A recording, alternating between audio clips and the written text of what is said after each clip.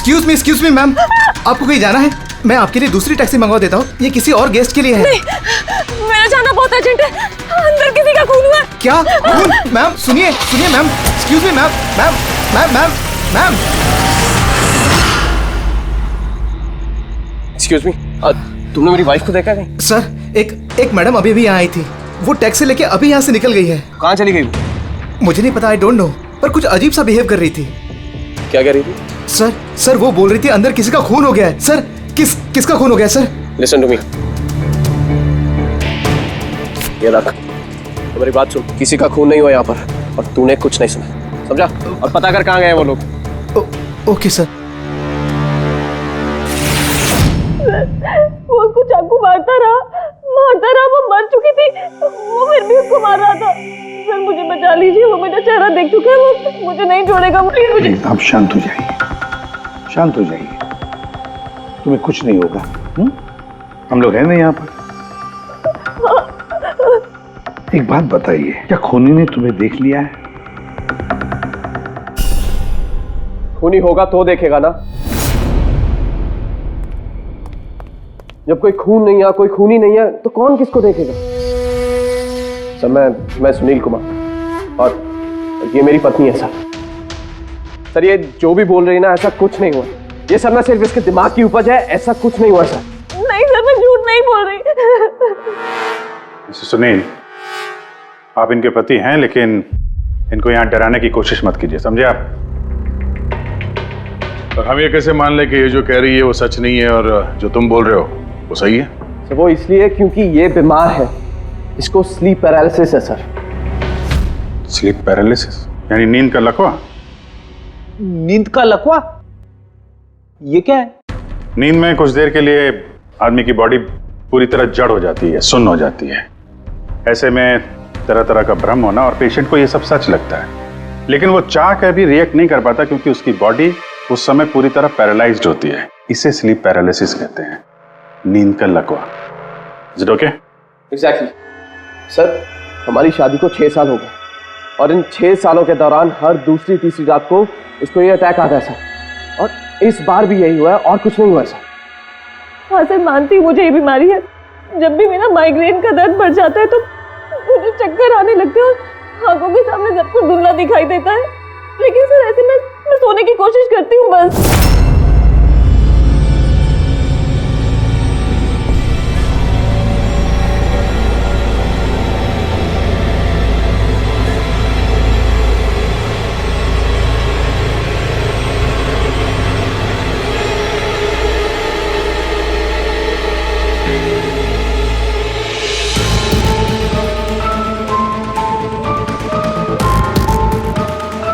बड़ी मुश्किल से जैसे तैसे नींद आती है, और 2-3 घंटों के बाद अचानक से मेरी आंख खुल जाती है, मगर शरीर बिल्कुल स्थिर हो जाता है। चाहकर भी मैं हिल-डुल नहीं पाती, पूरे शरीर को जैसे लकवा मार गया हो। कुछ साफ नहीं दिखाई देता, और सीने पर एक भारीपन सा लगता है, मगर मैं चाहकर भी चीख नहीं पाती, आवाज ही नहीं निकलती मेरी। और फिर 15-20 मिनट के बाद अजीब अजीब सी चीजें दिखाई देती है। वो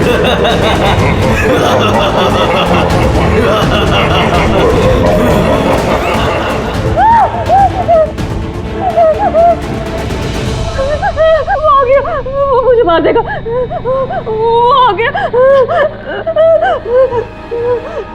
कौन आ गया? कोई नहीं, रिलैक्स। बहुत बड़ा चाकू है, वो मुझे मार देगा। किधर? कोई नहीं है, देखो। शांत हो जाओ, तुम्हें फिर से अटैक आया, देखो, रिलैक्स। कोई नहीं है, शांत हो जाओ, रिलैक्स। कोई नहीं है, देखो कोई नहीं, मुझे बचा लो, रिलैक्स। तुम्हें फिर से अटैक आया, रिलैक्स हो जाओ। तुम्हें फिर से दौरा पड़ा था, कुछ नहीं। मतलब जो कुछ भी आपको दिखाई देता है वो सब भ्रम है, कोई सच्चाई नहीं है। हाँ, हर बार सच नहीं होता था, लेकिन इस बार सच हुआ। वो मेरा वहम नहीं था सर। मुझे उस लड़की का चेहरा इतना साफ याद है कि मैं उसे कभी भी पहचान सकती हूँ। मुझे कोई शैतान या दानव नहीं दिखाई दिया सर, जैसे हर बार होता था। मैं सच बोल रही हूँ, मैंने वहाँ पर खून होते हुए देखा था। नहीं बोल रही। हाँ, खून हुआ था। खून खून खून, बस कुछ नहीं हुआ वहां पर। सुनील जी चुप रहिए, आप चुप रहिए। खून हुआ है क्या नहीं ये हम पता लगाएंगे। आप दोनों सिर्फ सिलसिलेवार बताओ क्या हुआ था उस रात को, शुरुआत से। सो हम दोनों यहाँ मेरे कजन अभय की शादी अटेंड करने के लिए आए हैं। कल रात अभय और मिताली मतलब उसकी होने वाली वाइफ के लिए कॉकटेल पार्टी थी। अब है मेरी बात ध्यान से सुनो।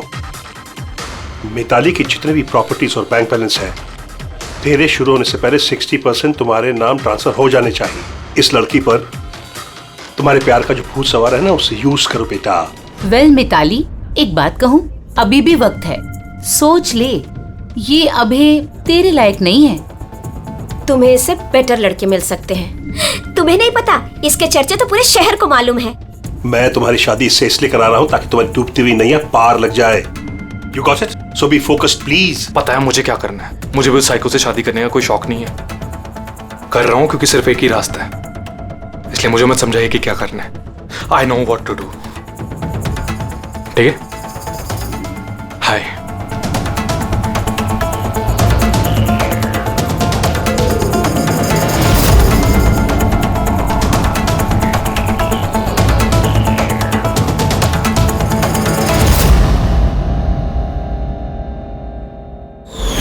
फिर पार्टी के शोरगुल में मेरा माइग्रेन का दर्द इतना बढ़ गया कि मुझसे वहां रुका ही नहीं गया। रायमा, क्या हुआ? क्या हुआ? वो माइग्रेन शुरू हो गया। मेरी तबीयत बहुत खराब हो रही है। मैं थोड़ी देर रूम में जाके रेस्ट करती हूँ।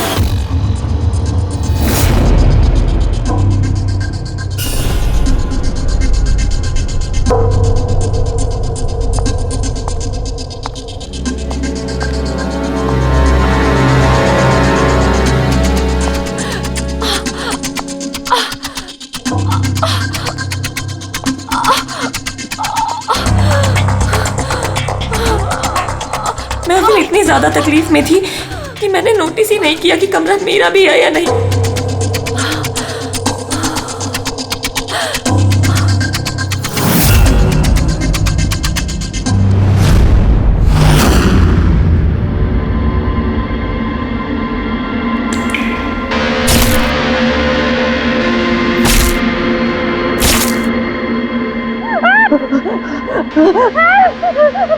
कोई 45 मिनट के बाद जब मेरा दौरा शांत हुआ तो मैं उठी। मैंने अपने इधर उधर देखा तो वहाँ पर कोई खून ही नहीं था, ना ही कोई लाश थी, ना ही कोई खून के धब्बे थे।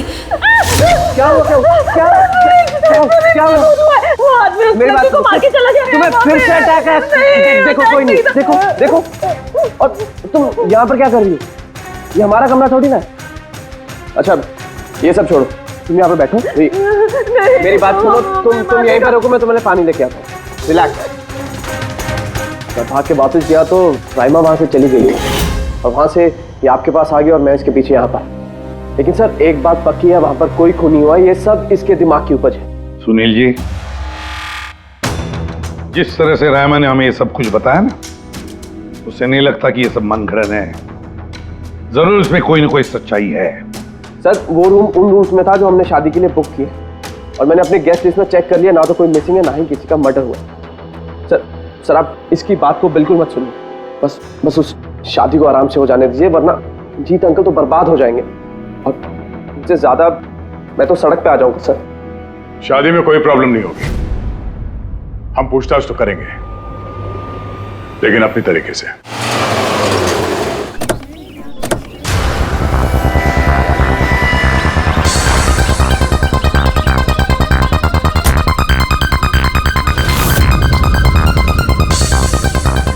Welcome sir. Welcome ma'am. ये रिसेप्शन डेस्क किस सर तरफ है? आप सीधा जाइए, then take a right turn. Thank you so much. जी हाँ, वो बिजनेस ट्रिप पे आया हूँ। ओके सर, यहाँ साइन कीजिए सर। बस थोड़ा रूम का व्यू अच्छा होना चाहिए। Sure sir, enjoy your day. Thank you. Welcome sir. Welcome ma'am. How can I help you? हाँ, वो वो हम लोग अभय के वेडिंग के लिए आए थे, तो चेक इन करना था रूम में। ओके सर, आप अपनी डिटेल्स दे दीजिए, मैं आपको रूम की देती हूँ। Oh sure. बेबी तुमने इन्हें बताया नहीं? हाँ? हमें रूम 103 चाहिए। I am so sorry sweetheart, मैं तो भूल ही गया। मैम दरअसल हमें वो 103 नंबर वाला स्वीट रूम चाहिए। ठीक है, आपको हम 103 ही दे देते हैं। जैसा मैंने कहा था वैसा क्यों नहीं किया? लेकिन अब क्या करेंगे, कैसे छिपाएंगे? छुपाना तो पड़ेगा ही। आओ मैं तुम्हें बताता हूँ कैसे। आ जाओ।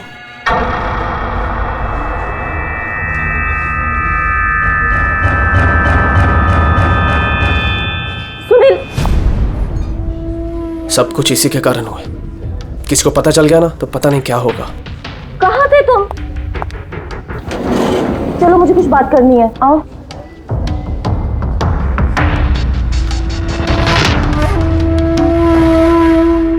Thank you. Excuse me. Yes sir. मुझे आपका सीसीटीवी सिस्टम चेक करना है। आपके सिक्योरिटी इंचार्ज को बुला सकती है?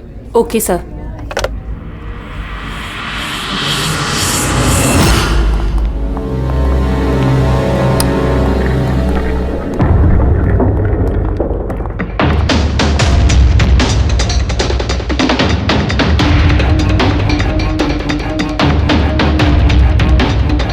ठीक है, थैंक यू।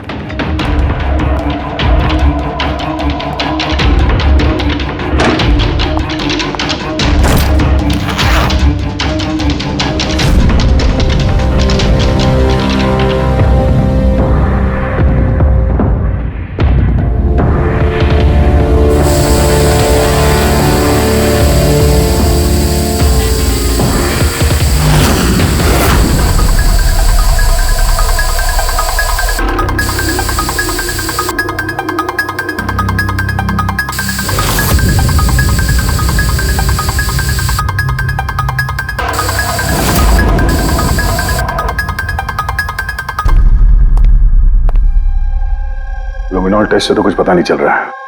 ऐसा लगता तो नहीं है कि यहाँ कोई खून हुआ है। सर खूनी ने बहुत अच्छे से सफाई की है। ऐसे कैसे हो सकता है? सर जिस तरह रायमा ने बताया है, कत्ल के वक्त यहाँ पर खून ही खून होना चाहिए। और कितनी भी अच्छे से सफाई की जाए, इस केमिकल से तो खून के धब्बे सामने आ ही जाते हैं। पर यहाँ तो कोई निशान है ही नहीं। कोई निशान नहीं है। सर या तो रायमा को सचमुच में भ्रम हुआ है, या फिर कातिल ने खून की एक भी बूंद कहीं पर गिरने नहीं दी है।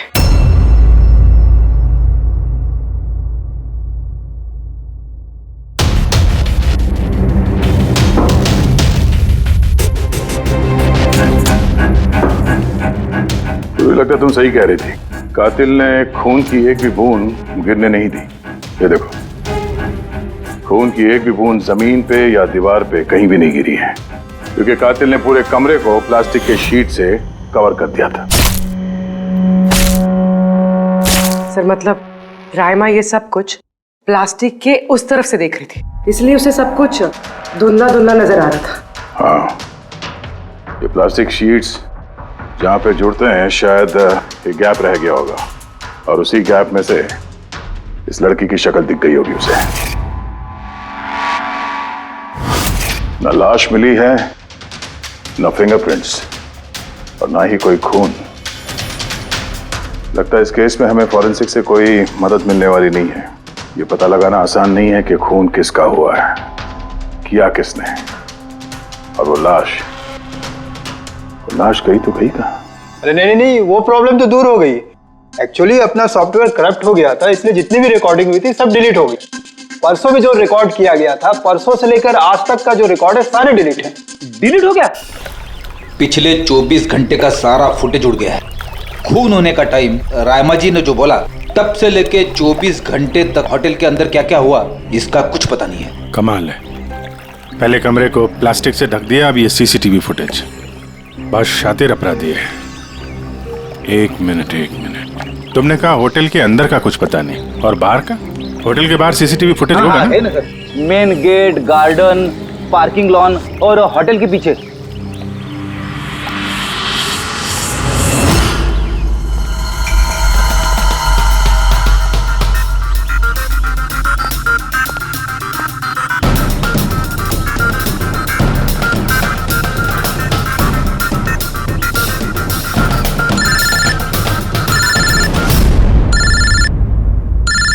अबे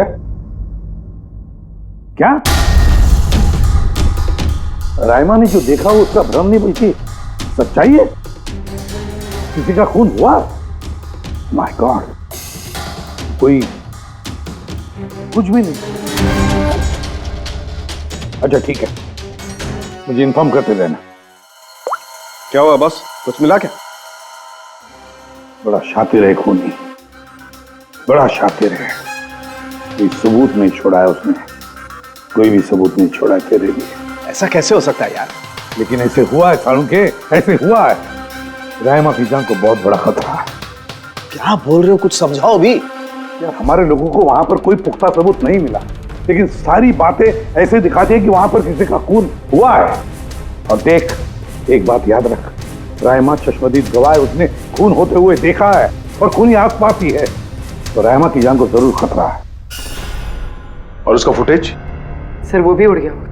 नहीं, वो उड़ा नहीं है, वो सही सलामत है।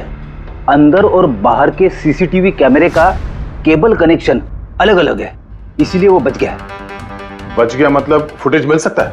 हाँ बिल्कुल, मेरे पास है ना। ये रहा बाहर के कैमरे का फुटेज।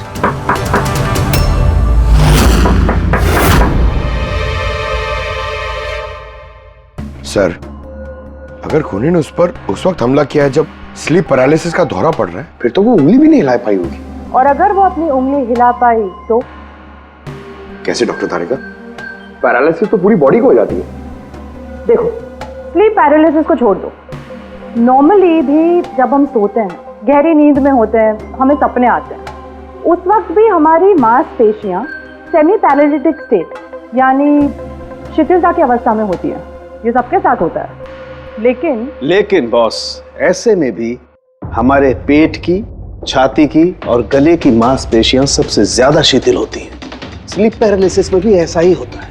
और ऐसे में जिस व्यक्ति को स्लीप पैरालिसिस की बीमारी है, अगर वो अपने हाथों की उंगलियों पर कंसंट्रेट करे, इन उंगलियों पर ध्यान केंद्रित करे और इन्हें हिलाने की कोशिश करे, मुट्ठी को बंद करे और खोले, तो ये पैरालिसिस स्लीप को भी तोड़ा जा सकता है। यार मान ले सालुंके कि रायमा ने अपनी स्लीप पैरालिसिस तोड़ दी, लेकिन वो तोड़ने में उसे जितना भी वक्त लग रहा, उतने वक्त में अगर उस पर हमला हो गया तो ऐसी कोई चीज चाहिए सालुंके, ऐसी कोई बात जिससे वो दूसरों को बता सके कि उस पर हमला हो रहा है, वो कह सके कि मुझे बचाओ, मुझे बचाओ।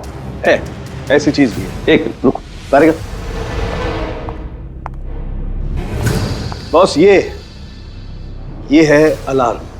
रायमा जब अपनी उंगलियों की प्रैक्टिस कर रही होगी अपनी स्लीप पैरालिसिस को तोड़ने के लिए, और जब वो इसको तोड़ लेगी अपने निश्चित समय से भी पहले, तो उसे करना सिर्फ ये है कि इस अलार्म को दबाना है, और ये अलार्म बजने लगेगा। और ये अलार्म दया, पूर्वी और अभिजीत तीनों के मोबाइल फोन से कनेक्टेड है, पता चल जाएगा।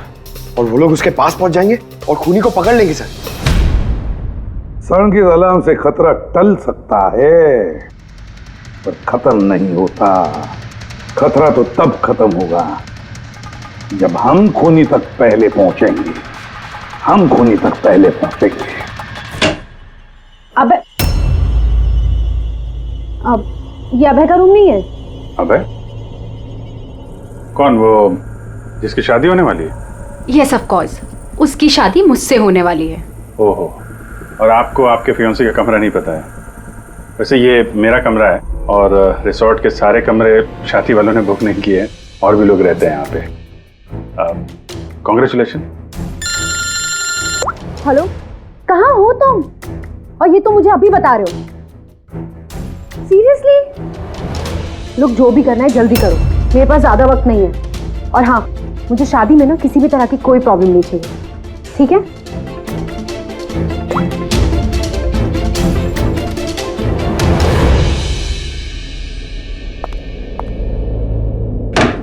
मिताली, जिसकी शादी होने वाली है, वैसे ये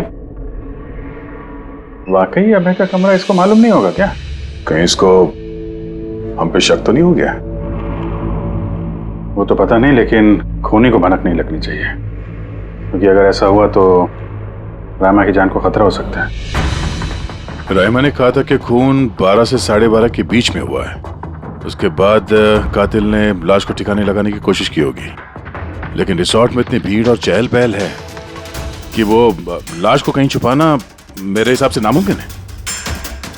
मतलब लाश को बाहर ले गए हैं लोग? लेकिन सर, रात को रिसोर्ट से बाहर तो कोई गया नहीं। कहीं ये लाश रिसोर्ट के अंदर ही तो नहीं? नहीं, अगर लाश यहाँ होती तो अब तक बदबू आना शुरू हो जाती। करेक्ट। मैंने किचन का फ्रीजर चेक किया है, वहाँ भी कुछ नहीं है। वही एक जगह जहाँ पे लाश छुपाई जा सकती थी।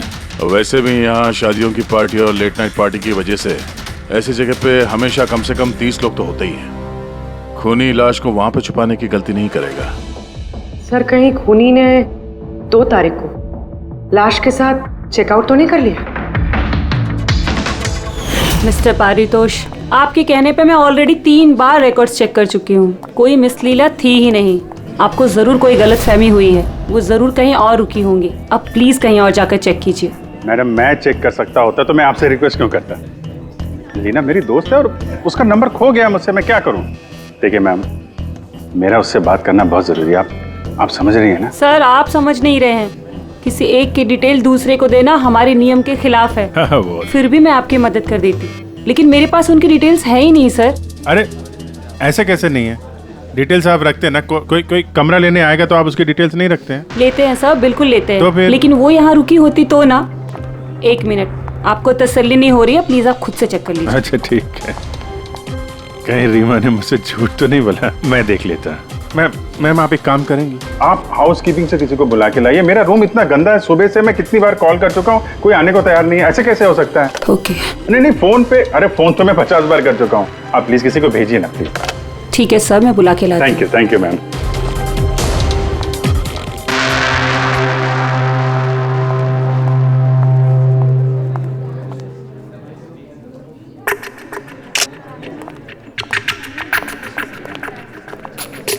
आज जितने लोगों ने चेकआउट किया है उनमें से 4 लोग ऐसे हैं जो आए थे तो शादी अटेंड करने, लेकिन बिना शादी अटेंड किए ही चले गए। शादी बिना अटेंड किए ही चले गए? बड़ी अजीब बात है। ये मिस्टर वलेना, मिस्टर दक्ष, मिसेस मोटवानी और मिस सूजी। सर, मैं इन चारों के बारे में सब कुछ पता करती हूँ। अपूर्वी, रायमा को होटल के बाहर का सीसीटीवी फुटेज दिखाना, मेन गेट का, जहाँ से लोग आते जाते हैं। उसने कहा था ना हमसे कि वो उस लड़की को पहचान लेगी। सर,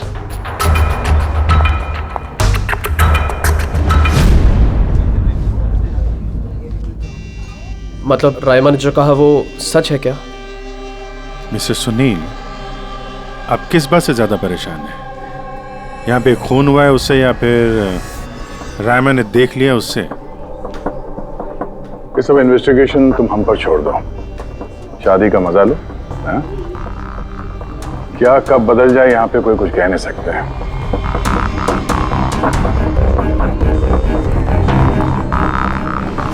चल भाई चल, अगले फंक्शन के लिए कपड़े रेडी करना है, तेरी हेल्प चाहिए। वैसे लोग कौन थे? तेरे गेस्ट हैं? हाँ, मेरे गेस्ट ही हैं। चल चल चल।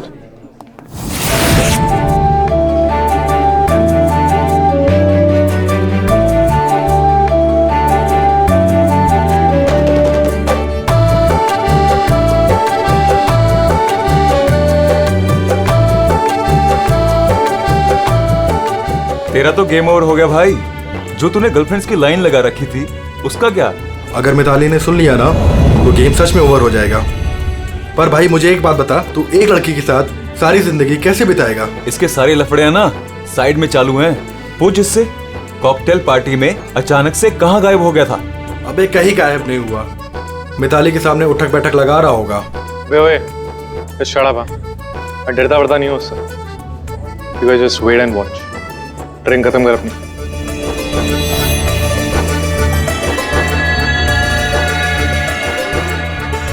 इसका मतलब कत्ल वाली रात अबे पार्टी में नहीं था।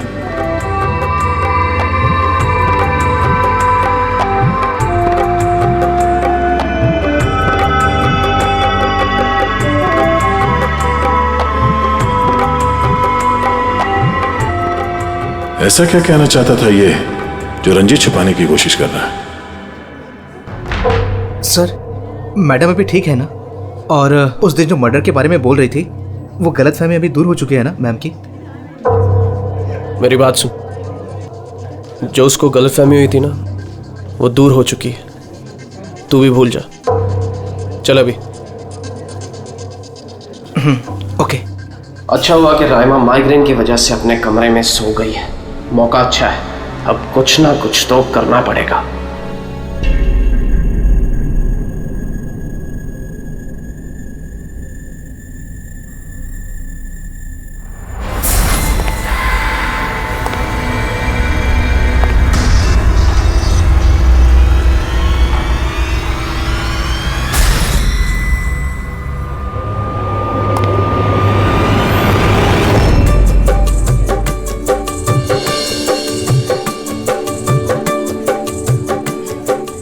अरे वाह, कितनी अच्छी मेहंदी लगाई है तुमने, दिखाओ।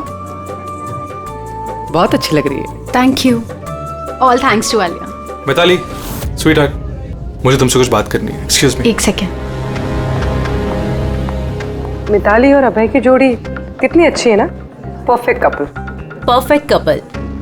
हाँ, अभय दिल पे आशिक है और ये सन की साइको। बिल्कुल एक दूसरे के लिए ही बने हैं।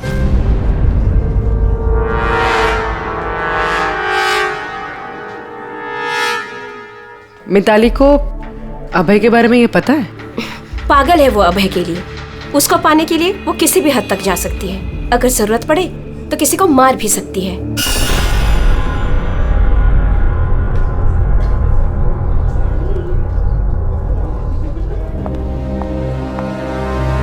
हो गई बात?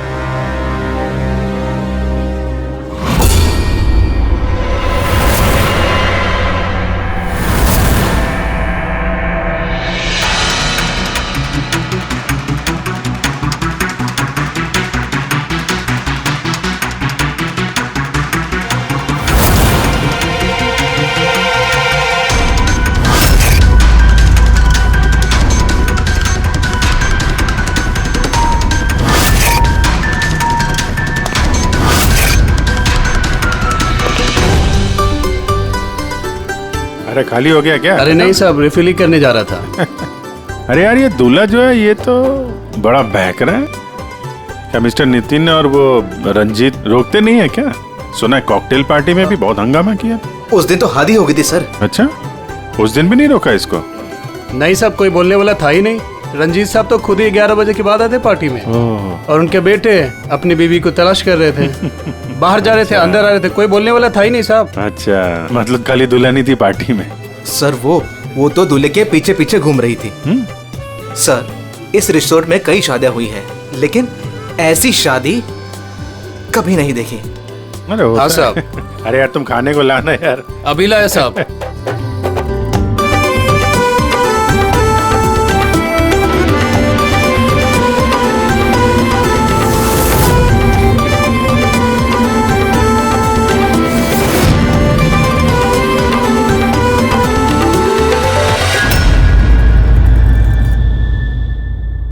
रहमा ये देखो, ये तुम्हारी मदद के लिए अलार्म है।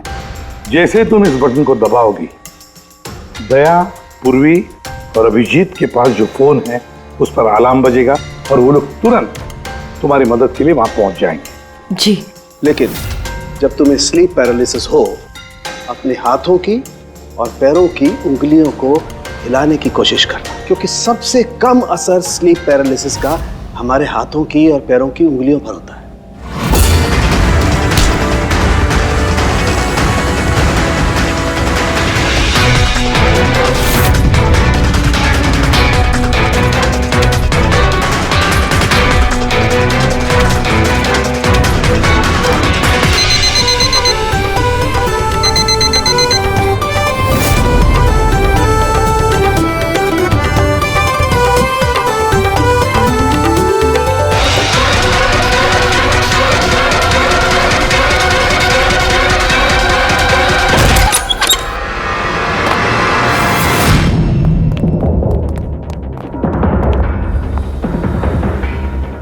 राइमा, राइमा, सर बेहोश है। राइमा, राइमा, राइमा होश में आओ।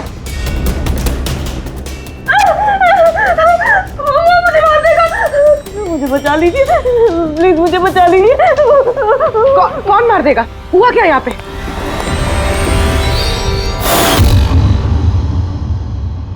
क्यों मिस्टर सुनील, क्या कहना है आप?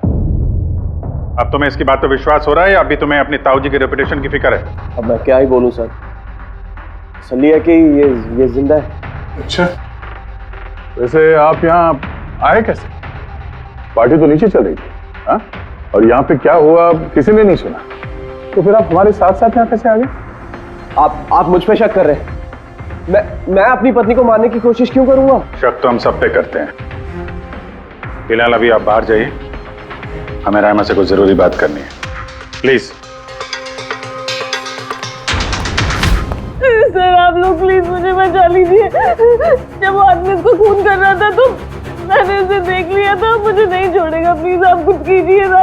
वो दोबारा आएगा, वो मुझे मार देगा, प्लीज प्लीज कुछ कीजिए। देखो रायमा, घबराओ मत, हमारे यहाँ पे होते हुए कोई कुछ नहीं कर सकता तुम्हारा, ठीक है?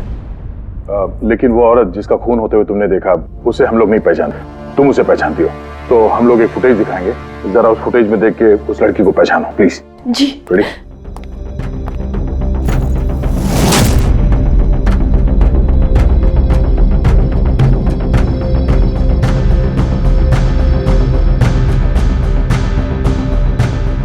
सर यही लड़की थी, वो इसी का खून हुआ था, पक्का ये वही लड़की थी।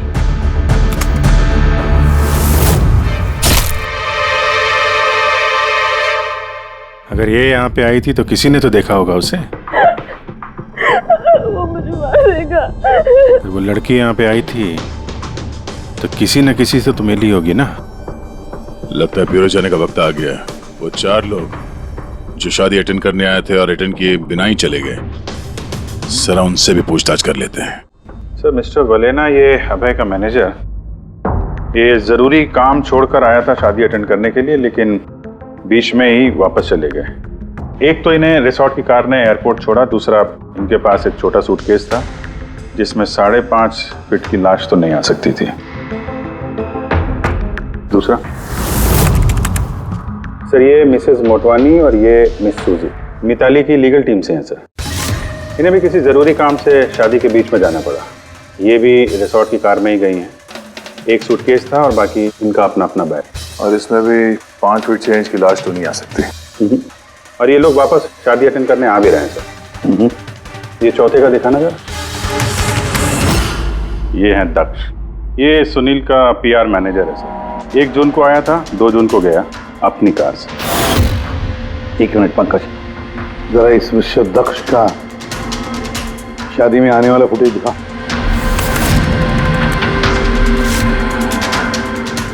ओके, और अब इसके जाने का वीडियो दिखा। मिस्टर दक्ष आए थे 1 सूटकेस के साथ और जा रहे हैं 2-2 सूटकेस के साथ। शादी से रिटर्न गिफ्ट लेके जा रहे हैं सर।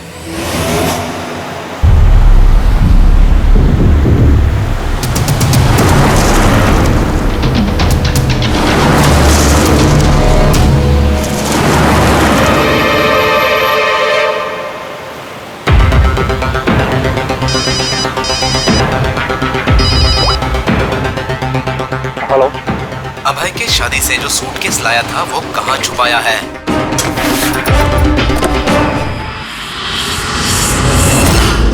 कौन बोल रहा है? और क्या बोल रहे हो तुम? कौन से सूटकेस?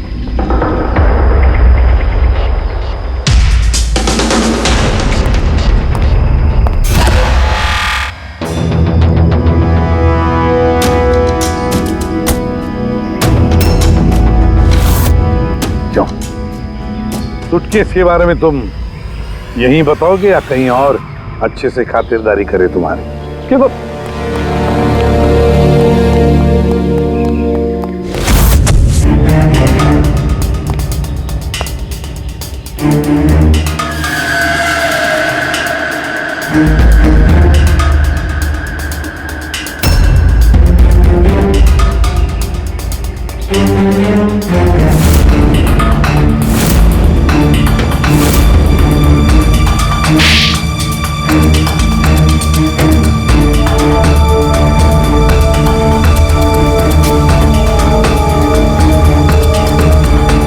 याद है? मेरे पास और कोई रास्ता नहीं था। मेरा घर और कंपनी दोनों उनके पास गिर गई। अगर मैं मना कर देता तो मैं बर्बाद हो जाता। खुद को बर्बादी से बचाने के लिए एक लड़की का खून कर दिया तुमने, हाँ? अब ये बताओ लड़की थी कौन? करिश्मा, अभय की गर्लफ्रेंड।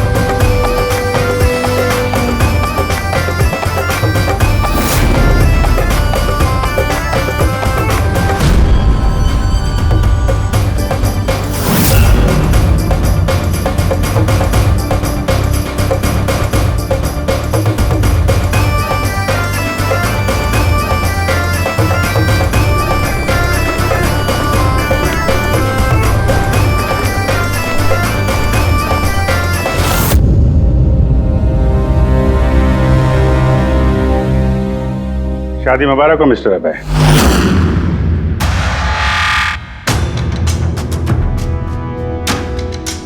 आपके लिए कुछ तोहफे लेकर आए हैं, ऐसे तोहफे जिनके बगैर ये शादी पूरी हो ही नहीं सकती।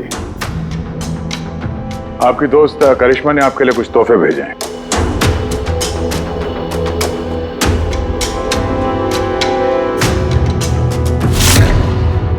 करिश्मा, याद आया?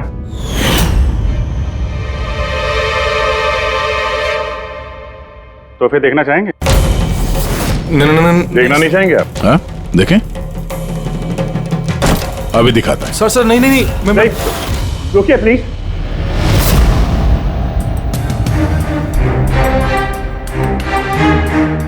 क्या हुआ मिस्टर रंजीत? प्लीज प्लीज ये सूटकेस मत खोलिए। क्यों? क्यों नहीं खोले? हैं? क्योंकि तुम्हें डर है कि इस सूटकेस के अंदर करिश्मा की लाश ना निकले।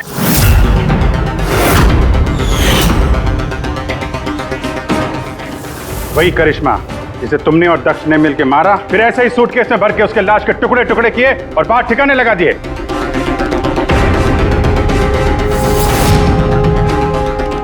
डैडी, ये क्या बोल रहे हैं? ये सच है क्या? हाँ बेटा, ये सच है। मैं क्या करता? मुझे ये शादी किसी भी कीमत पर करानी थी, क्योंकि अगर ये शादी नहीं होती तो हम लोग सड़क पर आ जाते, बर्बाद हो जाते। अरे करिश्मा, ये शादी को तोड़ने में तुली हुई थी। अपना मुंह बंद करने के लिए उसने मुझसे 5 करोड़ रुपए मांगे। सच में अगर मेरे पास होते तो मैं दे भी देता, लेकिन नहीं थे मेरे पास। फिर उस दिन वो अचानक ही हाथ धमकी, मुझे कुछ नहीं सूझा और मैंने किसी बहाने से उसे रात तक रुकने को कहा। फिर मैंने ये सब प्लान बनाया। फिर मैंने दक्ष को इस प्लान में शामिल किया, क्योंकि मुझे पता था कि दक्ष मुझे ना नहीं कर सकता। वो इंच इंच मेरे कर्जे में डूबा हुआ है।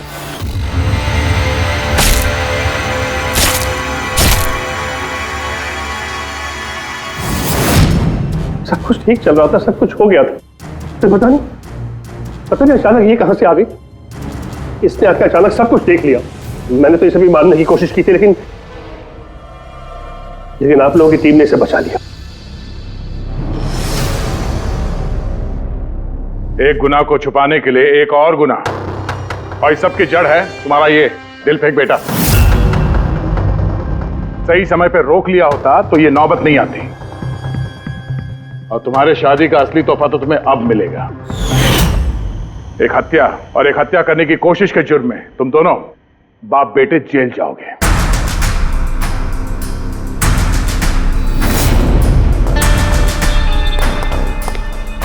Thank you.